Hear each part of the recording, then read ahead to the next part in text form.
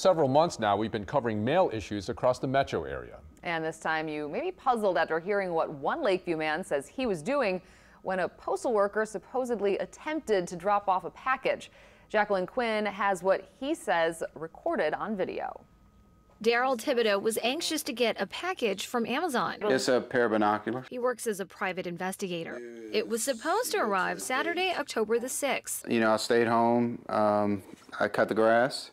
7:30, I get a text saying unable to deliver package. The text referred to an email that came from the United States Post Office that says there was a delivery attempt at 3:54 p.m. And I went and looked at the cameras, and there wasn't anyone trying to make a delivery the entire day.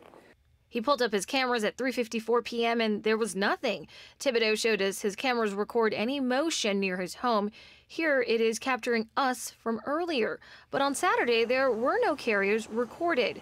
When Thibodeau called Amazon, they put him in touch with a post office representative. The guy from USPS says the attempted delivery, on the back note, it said that I was on vacation and asked to hold my package. And Thibodeau says he never did that. He was then promised the package would be out by Tuesday. But Tuesday came and he got another email, this time saying carrier is unable to gain access to front door to deliver package. He points out there's no gate and other carriers have had no problems.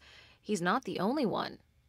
So when I put the Facebook post up on our Lakeview neighborhood, it started getting bombarded with other people with the exact same story. Like Thibodeau, Genevieve Garst wrote she was missing at least 5 packages, despite some saying they were delivered on the 1st. They absolutely lied.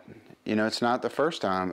But this is the first time this private investigator was able to match video and time receipts to prove his case. We sent copies of what Thibodeau shared with us to a regional USPS spokesperson and are still waiting to hear back. In the meantime, Thibodeau says he will keep his cameras rolling. In Lakeview, Jacqueline Quinn, Eyewitness News.